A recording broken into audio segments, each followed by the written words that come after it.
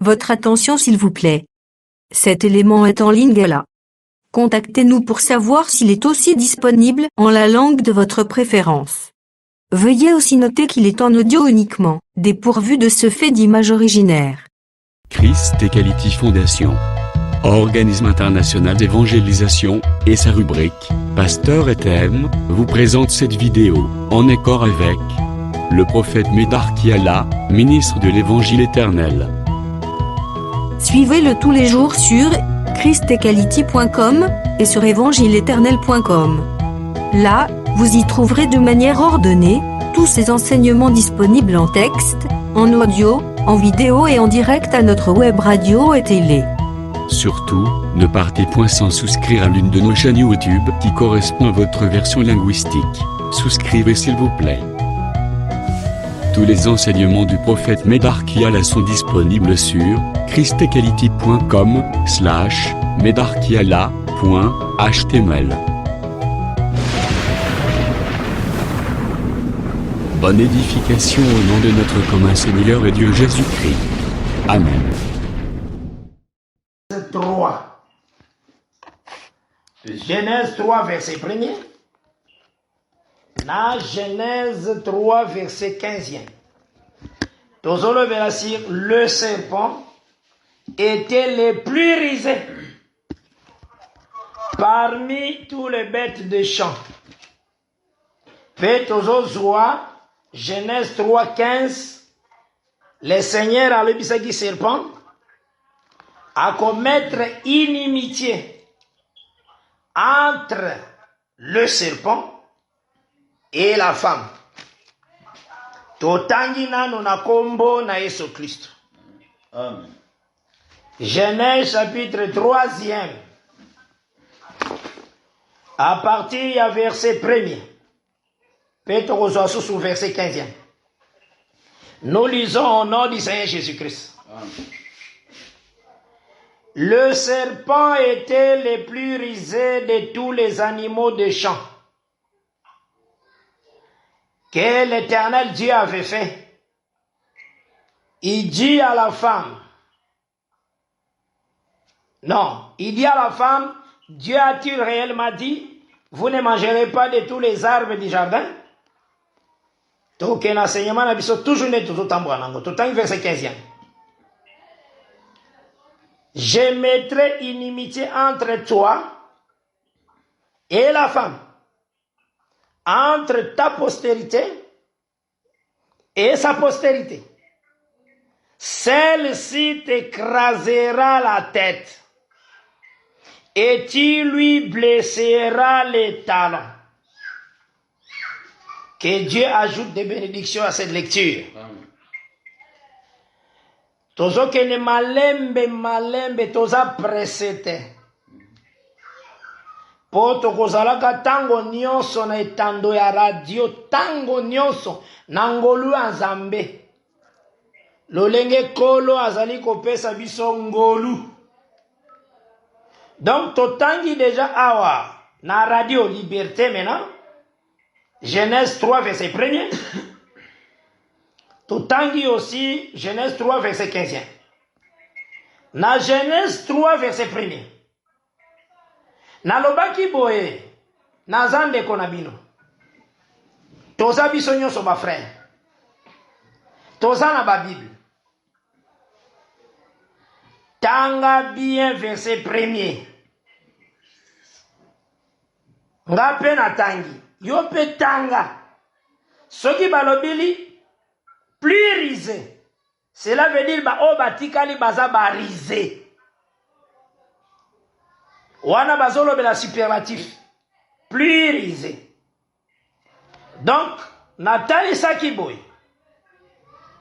Na motonyos. Ndeko nanga nyos. Oya zo simba Biblia. Ayeba ke kaka serpente ndazalaki na rise. Verset wana elobi bongo te. Le verset premier, il y a Genèse 3. Elobi, le serpent était le plus rusé de tous les animaux des champs que l'Éternel Dieu avait fait. Donc, na kati ya kotanga, ezondimisa que tous les animaux des champs, excepté le serpent, bazalaki na ruse. Mais serpent zalaki plus risé. Après la salaki lecture, il y a verset 15e. Nalobaki boye. Tala mateya olandaka partout. Avec humilité de konangai. Tozolinga to salisana. Place tokokaki lobite. Lelo to sembola. Totambole longo. Tozabana ya libota moko ya Christ Jésus. Ezatina te. Otia mutu makasi. Na verset 1er Genèse 3. Eza clair. Que serpents a plus risé. Les animaux des champs baza ba risé. Eza clair. Soki neti ozana lite ya moko ya frère. Ateaki ke kaka serpent aza na rise. Zwango longola. Aza Christ Jésus te. Aza moto, lokola yo, lokola ngai. Biso bato, tosalaka erreur, mabunga. Elandaka biso.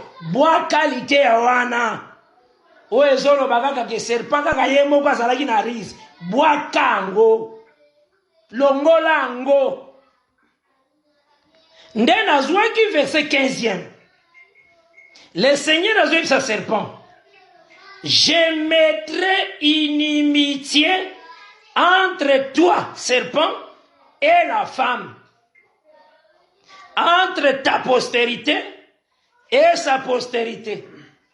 Celle-ci t'écrasera la tête et tu lui blesseras les talons. Awa watangu tozotanga. Nalobaki boyeke soko tali ba mateya presque ya bandeko. Bateya kaka inimitié entre la postérité de la femme et la postérité du serpent. Inimitié la postérité de la femme et la postérité du serpent. Nalobaki koboye. Likomi à Genèse 15. Et bandeli na inimitié à postérité te.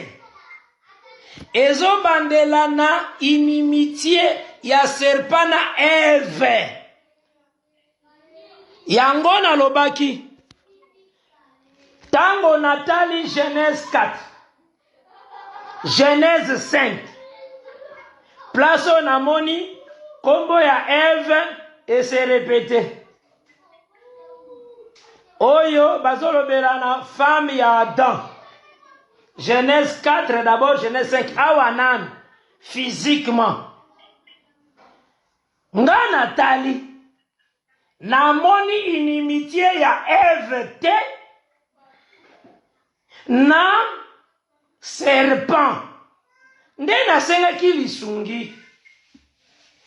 Batei boza ebele na gemena. Bande konangai. Totala kolikamboyo. Toza bandeko. Totala ngo na kimia. Wapiko. Eva zana inimitié na serpent. Ponga na monite na ye na lisu. Kosenga lisungi epa na yo. La kisangango. Na Genèse 4. Na Genèse 5. Après wana Eva kufa ki azalaki isute. Maintenant nazo poser question. Est-ce que la parole de Dieu est kolobama sans que kokisa effet na yango? Loin de là, frère. Loin de là.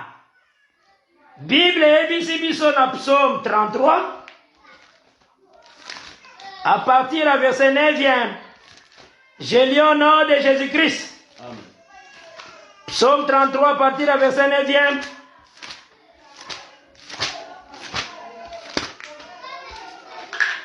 Je lis au nom du Seigneur Jésus-Christ. Amen. Car il dit, n'abandonnez même le verset 8. Psaume 33.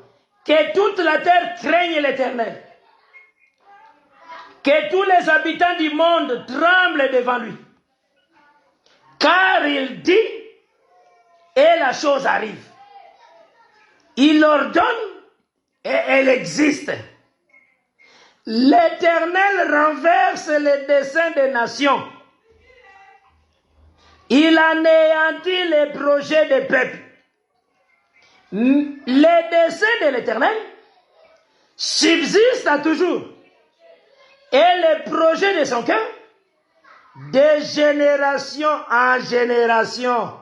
Oh, que Dieu soit loué. Amen. Donc, quand le Seigneur dit quelque chose, cela arrive. Donc, lokola totanga ki makomi kuna, inimitié ya femme, na ya serpent, Nzamba alobaki, je mettrai. Alobi yango na futur. Yango soki totangi na Genèse 4, tomoni te. Totangi na Genèse 5, tomoni te. Eve ndeko na biso akufi na ye.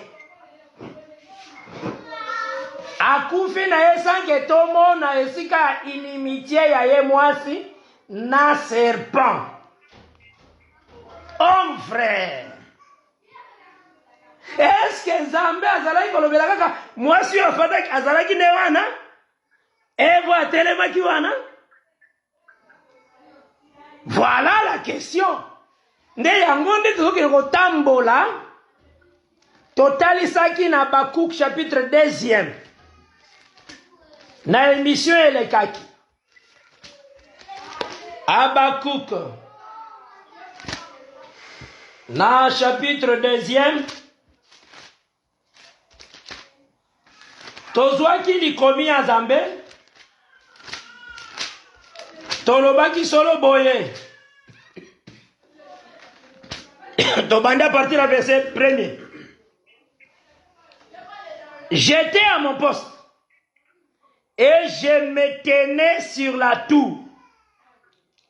J'ai veillé pour voir ce que l'Éternel me dirait et ce que je répliquerai après ma plainte.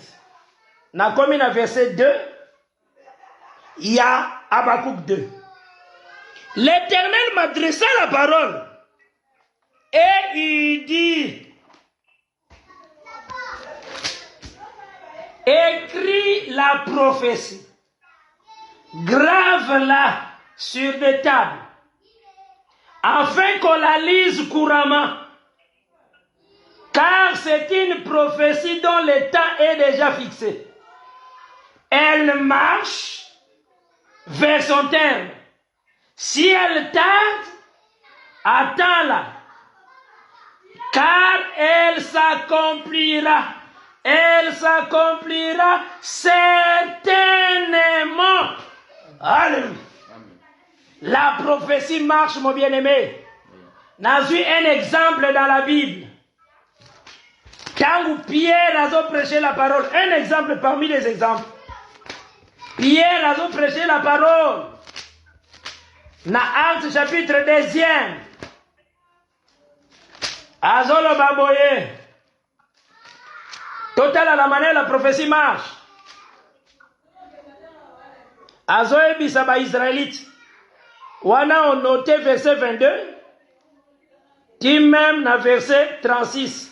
Ngana kozwa ba écriture moko na ba mosusu. Na verset 22 le dit homme israélite, écoutez ces paroles. Verset 22 il y a acte 2. Now un exemple il y a prophétie comment ça marche. Jésus de Nazareth, cet homme à qui Dieu a rendu témoignage devant vous par les miracles, les prodiges et les signes qu'il a opérés par lui au milieu de vous. Comme vous le savez vous-même, cet homme livré selon les desseins arrêtés et selon la présence de Dieu, vous l'avez crucifié. Vous l'avez fait mourir par la main des impies. Dieu l'a ressuscité en le délivrant des liens de la mort, parce qu'il n'était pas possible qu'il fût retenu par elle. Remarquez, on a Pierre maintenant qui est absent. Car David dit de lui, je voyais constamment le Seigneur devant moi. David a dit, je voyais constamment le Seigneur devant moi, devant Yé David. Parce qu'il est à ma droite, afin que je ne sois point ébranlé. David a dit par rapport à Yé. Mais c'était une prophétie qui sortait de sa bouche. Lui ne savait pas. Mais c'était une prophétie qui devait marcher. Yoka Pierre Néazo continue. Azu parole David à l'Obaki. Car David dit de lui, dans verset 25, il y a acte 2. Car je voyais constamment le Seigneur devant moi, parce qu'il est à ma droite, afin que je ne sois point ébranlé. Aussi mon cœur est dans la joie, et ma langue dans l'allégresse, et même ma chair reposera avec espérance. Car tu n'abandonneras pas mon âme dans le séjour des morts. Et tu ne permettras pas que ton sein voie la corruption. La commune verset 28e acte 2. Tu m'as fait connaître les sentiers de la vie. Tu me rempliras de joie par ta présence. Donc, Pierre qui a vu texte na psaume. Oh David azalaki koloba. Na lolenge zamba zo protéger. Azolo ba ke ye akokufa kate zamba ko protéger. Pierre a vu texte wana na psaume. Maintenant aïe na verset 29. Azo ebisa ba Israélite. Oh mon frère, qu'il me soit permis de vous dire librement au sujet du patriarche David, qu'il est mort, qu'il a été enseveli, et que son sépulcre existe encore aujourd'hui parmi nous, comme il était prophète. Voilà,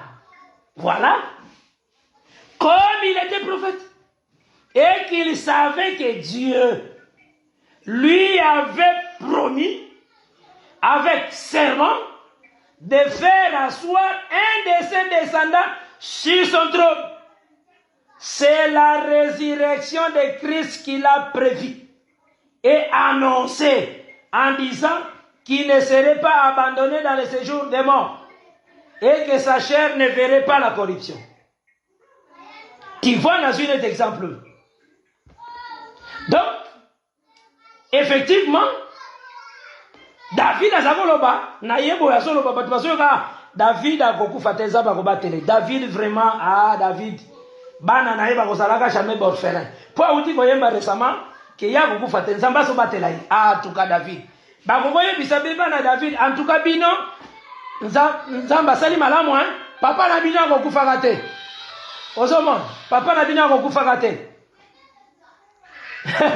Mais David le tombeau est dans la vie. Comme il était prophète, la prophétie a marché. C'est textuellement au Rokomona un prophète né en Ésaïe 20. Le Seigneur a ébissi Ésaïe, marche ni et des chaussées. J'ai lu Ésaïe 20 à partir du verset 1er. Tina verset 3e à 4e. Je lis au nom de Jésus-Christ. L'année où Tartan, envoyé par Sargon, roi d'Assyrie, vint assiéger Asdod et s'en empara. En ce temps-là, l'Éternel adressa la parole à Isaïe, fils d'Amon, et lui dit, va, détache le sac de terrain et ôte tes souliers de tes pieds. Il fit ainsi, marchant nu et déchaussé. Bande Konangai. Peuple d'Israël, Esaïe comment nanani? Esaïe. Azo salani, azo marché nu, pe azangi sapato na makolo. Azo traversé bari ni. Ponzambe ndatindi. Bien aimé, nous sommes le sujet de Dieu. nyonso nzambe alobaka foko fukamela po aza nzambe yango nde kotalisa ke tie son esclave ntango ozotosa oyo ye alobi mais tout esalemaka par grâce que le seigneur asala grâce obika lolenge bafrère babikaki na bible obikela lolenge ya bosantu lolenge akobanga nzambe oyo nzambe azoyebisa yo sala kotelemela nzambe te kola alobi tika pornographie na batelefone kotalaka yango te tika yango bondumba tika ekofuto mabe lolendo tika kokosa tika koyina tika lolenge nyonso oyo nzambe azoreproche tika yango kokende kose masturbe na toilette na douche na chambre na yo moto azomona yo te me omiyebi Dieu sonde le cœur et les reins omiyebi tika bomo ya mabe landa ndenge nzambe alobi okomona mikolo ya esengo mpona bomoi na yo mutu na ye moko akoki kosala eloko te kimele mpa nzambe yesu nde apesaka biso makasi awa bamoni ezayi otambola motaka aotambola vraiment me bazomona nde ezayi eske nzambe vraiment azolobela nde ezayi wana remarquez tout continue lecture et l'Éternel dit de même que mon serviteur Esaïe marche nié des chaussées ce qui sera dans 3 ans un signe un présage pour l'Égypte et pour l'Éthiopie. Donc, nzoto Esaïe. Ndenga zako tambola tiki bilamba. Esaïe kotalisa Éthiopie na Égypte. Tala makamaza mena ezalaka. Mozomo nande Esaïe. Esaïe nde baloba tambola molumbu. Esaïe wana mena aza signe. Balobeli ye mais Nzambe azomona nde Égypte azomona nde Éthiopie. Voilà Bible ndenge ezalaka okotanga bobaba omoni balobi Eva kozala na inimitié na serpent oluki yango na Genèse 4 eya te na Genèse 5 eya te napesaki Rome 3 eza nde na verset 4e Bible elobi nazotanga yango na kombo na Yesu Kristo loin de là que Dieu au contraire soit reconnu pour vrai et tout homme pour menteur selon qu'il est écrit afin que tu sois trouvé juste dans tes paroles et que tu triomphes lorsqu'on te juge. C'est Dieu seul qui est vrai. Nyonso alobaka eza bosolo. Akosaka te. Lokola alobaki ke mwasi akozala na inimitié na serpent eza kaka na Bible. Yango nde tokotala. Mais nalosenga humilité. Humilité. Na vie na yo surtout mosali na Nzambe. Na vie na nga mosali na Nzambe. Eloko zalaki na ngo te, il faut kondima ke nazalaki na ngo te. Ekolongole no kote. Oza la reconnaissant que le Seigneur a te biso. Ezalaka malamu. Koyeba kotalisa lolenge ya reconnaissance. C'est ça moi na Nzambe. Nde yango to comprendre que na Genèse 4 na Genèse 5 ezate. Maintenant il faut totalisa maintenant femme wana. Et puis to totalisa serpent. Oyo aza plus risé. Mais banyama musu baza ba risé. Mais komami je mettrai. Ah! Ndeko nanga makambo Nzambe za ndenge. Donc Nzambe akozwa inimitié, Nzambe nde azwi Nzambe yemoko. Serpent awa, mwasi awa. Nzamba ye nakati na bango. Aye kotia. Donc je mettrai. Oh Yesu. Donc je mettrai. Donc serpent zanayo. Mwasi pas awa. Nzambe pazoya atie yezambe atie ni ilimitie mbala moko kibongune bantu nani atiango Nzambe. Il faut tout à la géométrie et puis tout à la femme, tout à la serpent, parce que le Seigneur a le béni. Que le Seigneur vous bénisse. Yango tozolo baboy. Simbanga awa, très bien. Le Seigneur a répété de plusieurs manières, de plusieurs reprises. Yango nde tozomona na Hébreu chapitre 1er. Je lis au nom de Jésus-Christ. Après avoir autrefois, à plusieurs reprises et de plusieurs manières, parlé à nos pères par les prophètes. Ah, Zambalo baga de plusieurs reprises, de plusieurs manières. Tozwinda kisa. Zambalo baka na kozonge la me azali ko changer lolenge. Yali kambo parfois. C'est ce que Hébreu 1:1 le dit. Tozwinda kisa na songe ya Pharaon. Mutapesa ki ndoto wa Pharaon eza Nzambe parce qu'il yenda lotisaka. Na Genèse 41. Apesi ndoto epai ya Pharaon. Pharaon aloti. Ndoto aliboso aloti. Amoni bangombe ya minene ya mafuta. Après amoni bangombe mosusu. Ekonda makasi. Ezalaki sambo sambo. Oyo ekonda. Oyo ezanga sante emeli. Oyo ya malamu.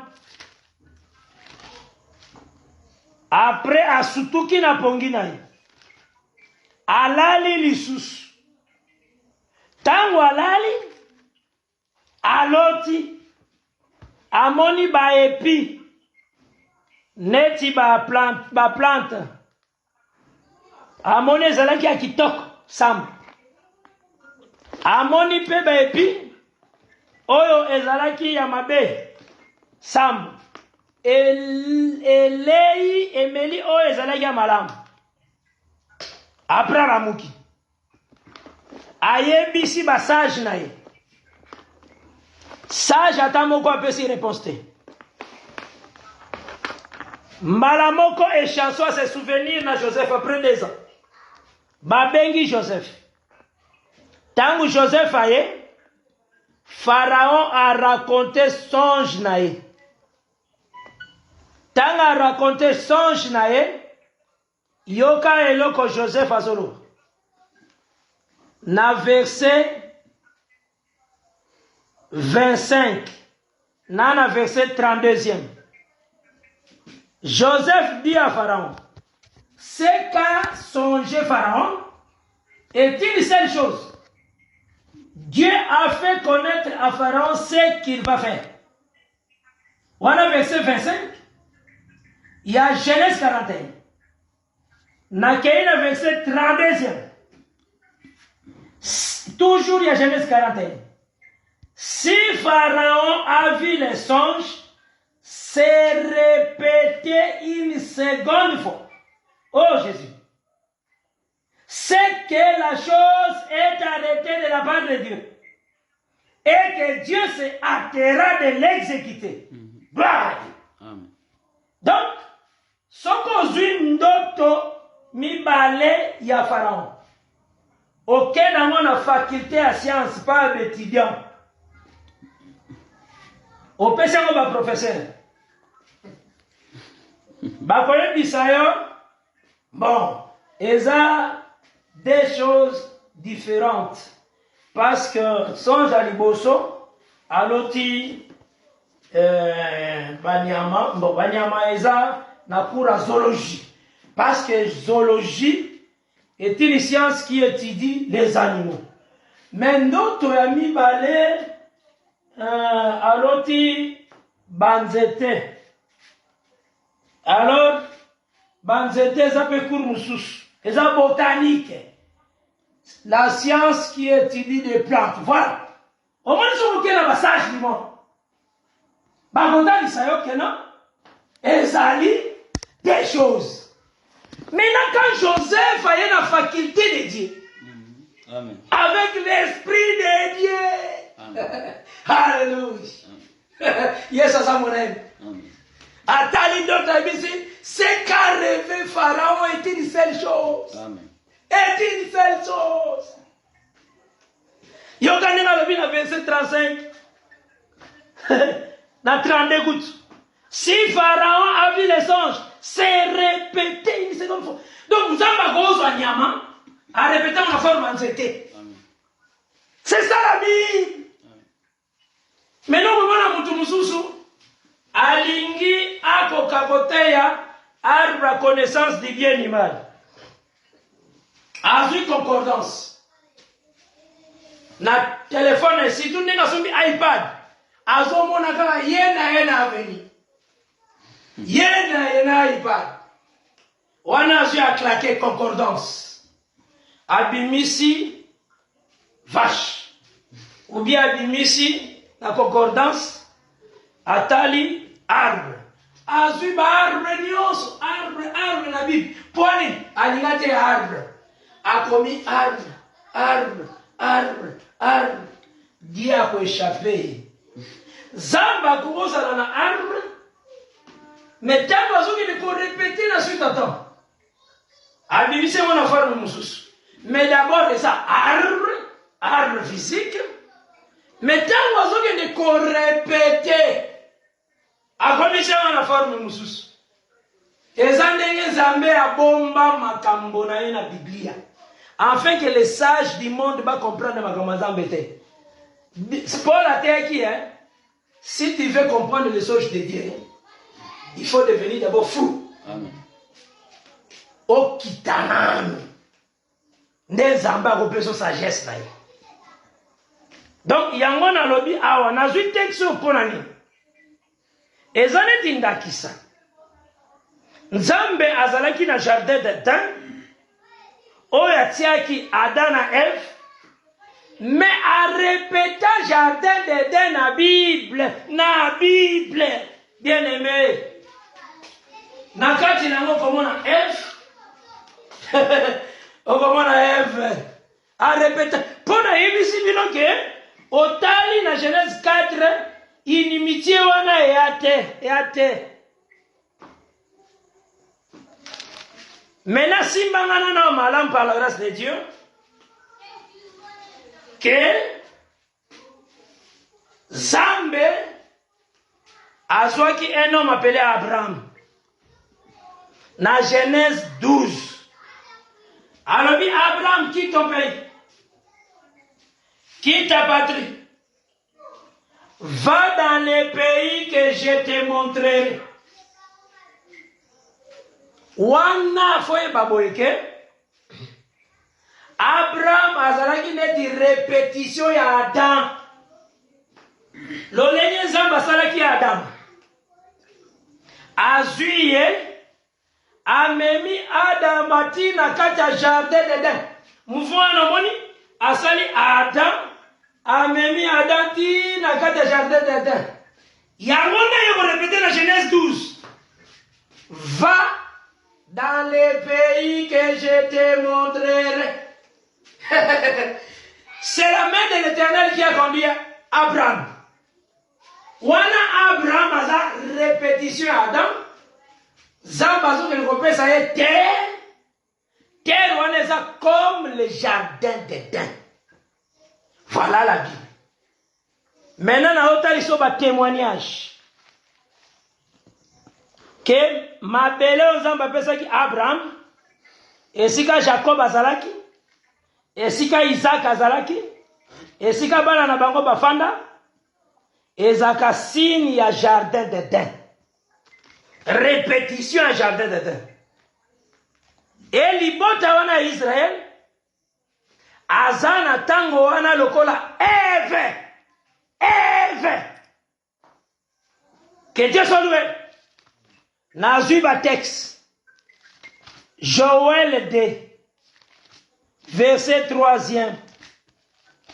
Pour nous prouver que ma belle ozamba pesa qui Abraham et Zalaka aussi et les moyens jardin d'Éden. Répétition jardin d'Éden. Maintenant, mon mutu muso akota lolo awebla ah frère qui a là. Ma belle on de Cana Cana. Baboy Cana te zande Cana. Maison le belande jardin d'Éden. Poto comment na Elvoine. Zambe et puis comment on appelle géométrie. Donc Zambe vraiment zozia azoyana na pronom na personnel je yende azotia kibonguna ye moko. Nazui d'abord Joël. Que Dieu soit loué. Que Dieu vous bénisse. Nazui Joël chapitre 2 au verset 3. Je lis au nom de Jésus-Christ. Joël 2 verset 3. Devant lui est un feu dévorant. Et derrière lui une flamme brûlante. Le pays était auparavant comme un jardin d'Éden. Depuis certains déserts après, rien ne lui échappe. Donc quand Bazan a peine en Zambé, Israël, le pays est comme le jardin d'Éden. Au moins, ils sont qui au Lukiango pas Ève, na Genèse 4, na Genèse 5, que Bazakolo la Ève, au Gozoango tes frères, au Gozoango te tio kola pongi. Il faut l'andaner ma kamazambe tiama. Nazui Jérémie 3. Jérémie 3 verset 19e.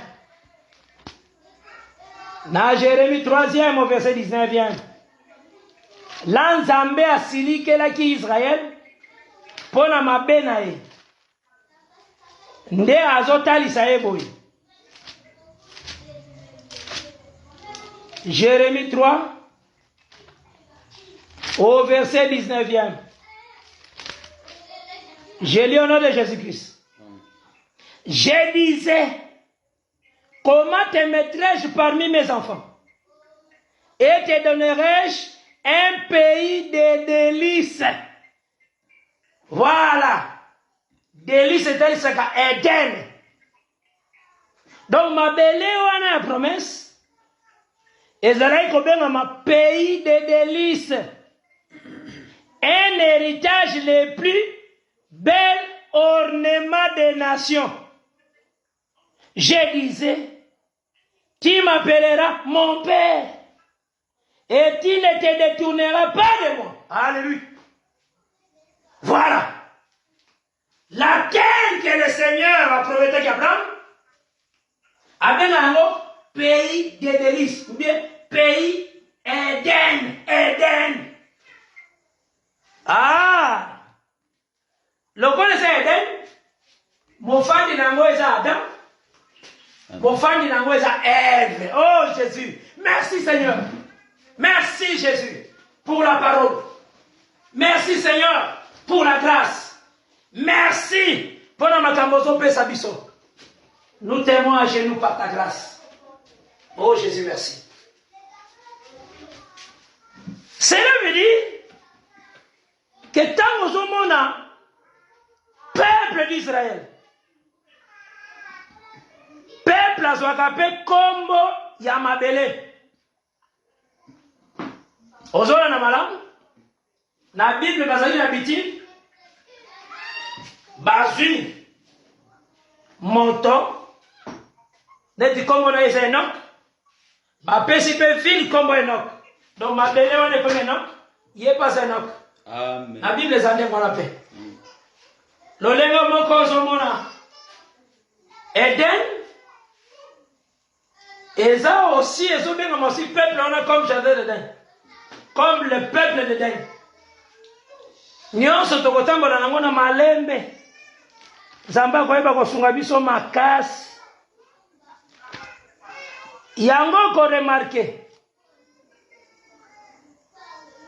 Nini Nzambe atiaki entre peuple wana oyo babengami peuple d'Abraham, peuple de Dieu, bana Israël, bango nde bazalaki comme Ève na tana, Ève.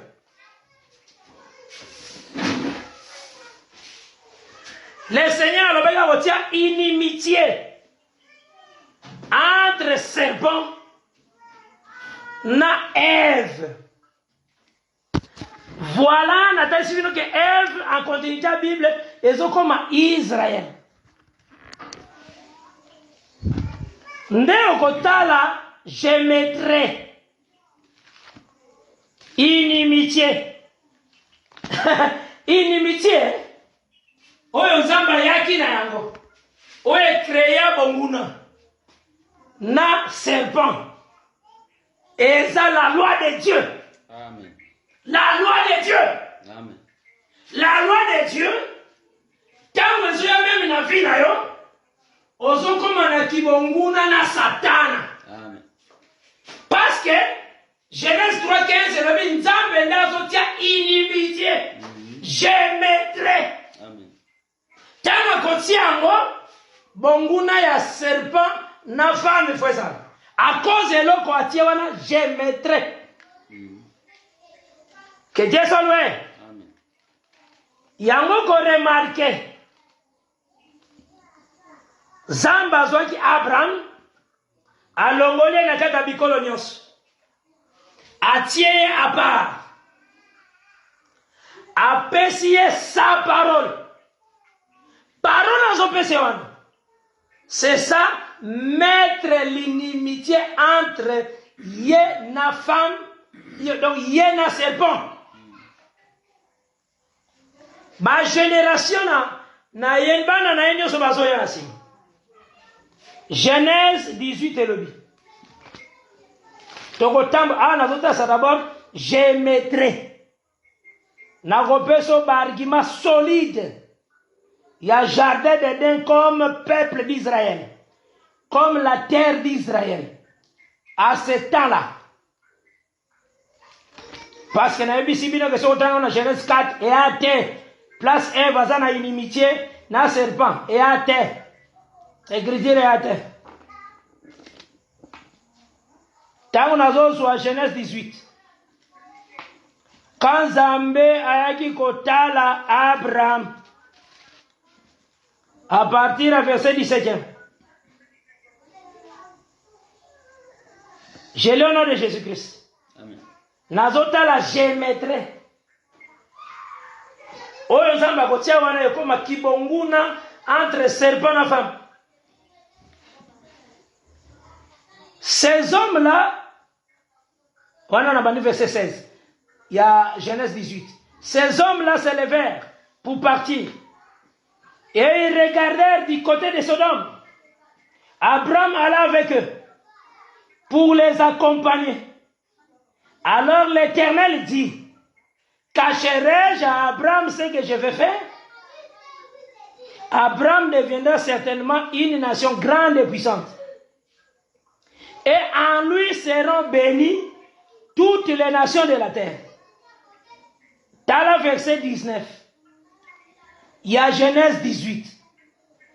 Car je l'ai choisi, afin qu'il ordonne à ses fils et à sa maison, après lui de garder la voie de l'Éternel, en pratiquant la justice, la droiture et la justice, et qu'ainsi l'Éternel accomplisse en faveur d'Abraham les promesses qui lui a fait. Alléluia.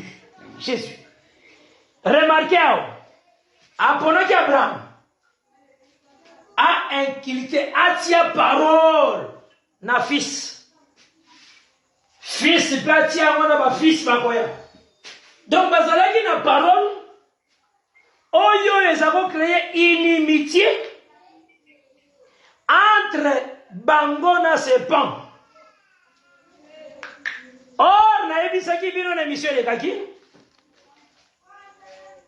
na Proverbe 16 verset 4e.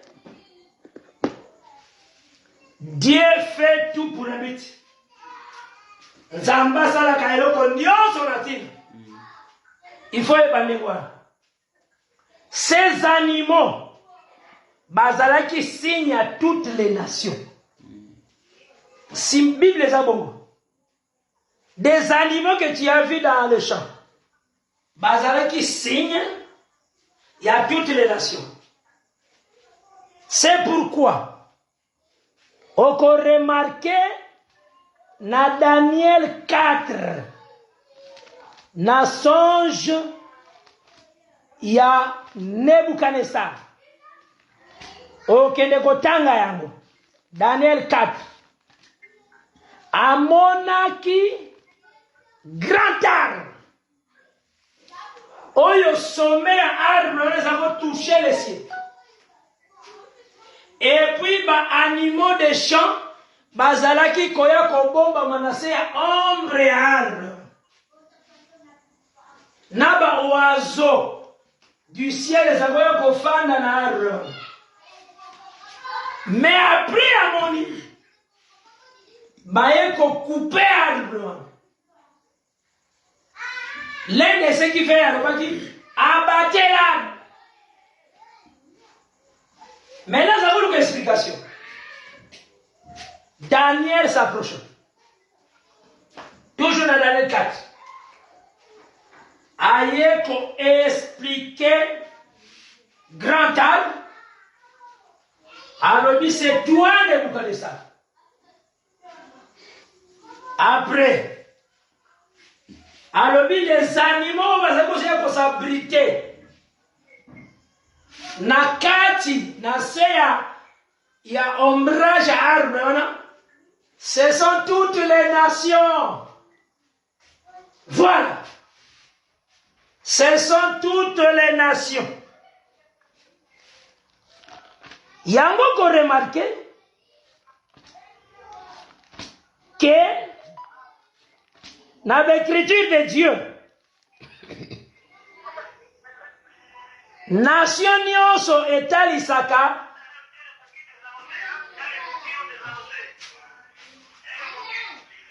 Ok, kola pambola bino, toko continuer la fois prochaine. Merci d'avoir suivi ce message et que Jésus-Christ vous bénisse. Si vous avez une question à l'intention de l'homme de Dieu, si vous voulez que l'homme de Dieu prie pour vous, si vous voulez vous confier à l'homme de Dieu, ou si vous voulez tout simplement bénir l'homme de Dieu, contactez-le directement si ses coordonnées sont disponibles depuis sa page. Sinon, contactez-nous et nous lui transmettrons vos préoccupations. N'oubliez pas de faire un tour à notre page évangélisation pour voir en quoi vous pouvez vous rendre utile à Christ par cette œuvre. Que Dieu vous bénisse tous. Amen. ChristQuality.com. Les cieux en un clic de la souris. Évangile-éternel.com, le site de l'évangile éternel. Christ et Quality Fondation, équilibrer la manne ramassée dans le désert de sorte que chacun ait un maire. Branchez-vous sur ChristEquality.com ou sur évangile-éternel.com et vous attendra au rendez-vous. La radio mondiale évangile-éternel.com, enseignement non-stop. La télé prophétique évangile-éternel.com TV, enseignement quantique et documentaire biblique. L'église virtuelle, assemblée et culte de prière des saints, en ligne et en direct. La rubrique Pasteur et thème. Retrouvez tous les ministres de l'Évangile éternel, en vidéo, audio et texte. La rubrique Bible révélée, explication prophétique de la Bible, mot à mot. La rubrique Questions et réponses, expose les réponses des ministres à vos questions difficiles et compliquées. La rubrique prophétie et actualité décrypte pour vous l'actualité en rapport avec les prophéties bibliques. La rubrique Aréopage ouvre à tous, et sans censure, le libre débat et exposition contradictoire. Évangile-éternel.com démystifie au moyen de l'enseignement les erreurs des fausses religions, églises, doctrines et philosophies. Nos enseignements confrontent l'apostasie et les idées préconçues pour vous attacher à la saine doctrine. Vous y trouverez de l'exhortation, du réconfort spirituel et de l'incitation à vous sanctifier. Sur évangile-éternel.com, sollicitez une requête de prière, et les ministres et plusieurs s'implieront pour vous. Retrouvez des cantiques chantés par des saints et des cantiques instrumentaux. Venez y apprendre d'autres langues à travers la Bible audio multilingue. Les enseignements sont en toutes les langues. évangile-éternel.com, le site de l'Évangile éternel. Motivez-nous en souscrivant à l'une de nos chaînes YouTube, celle de votre préférence linguistique. Et venez évangéliser avec nous en partageant, autant que faire se peut, notre site web, nos YouTube channels ainsi que toutes nos publications. Merci de le faire et que Jésus-Christ notre commun Seigneur et Dieu vous bénisse tous. Amen. christequality.com. Les cieux sont à la portée de votre main, juste par un simple clic de la souris. Christ Equality Fondation, équilibrer la manne ramassée dans le désert de sorte que chacun ait un aimé.